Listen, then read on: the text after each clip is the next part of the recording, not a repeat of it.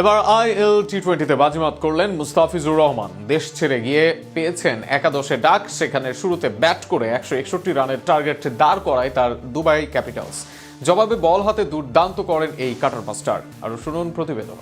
বল হাতে নিলেন, প্রথম বল করলেন, উইকেট তুলে নিলেন। মুস্তাফিজুর রহমান বল হাতে ক্যারিয়ারের শুরু থেকেই এক জাদুর নাম। তবে সেই জাদু কয়েক গুণ বেড়ে যায় টি-20 খেলার সময়।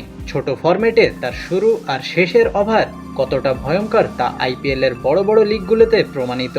এবার IL টি-20-তে তার ঝলক মিলল। প্রথমে ব্যাট করে তার দল দুবাই ক্যাপিটালস সংগ্রহ করে 160 রান। তবে সেই রান প্রতিপক্ষ 7 বল আর 4 উইকেট হাতে নিয়ে সংগ্রহ করেছে। কিন্তু একজন ছিলেন ভিন্ন, তিনি মুস্তাফিজুর রহমান। বল করতে এসে শুরুর বলেই তুলে নিলেন ভয়ঙ্কর ব্যাটার গুরবাজকে। তবে কিছুটা খরচে ছিলেন।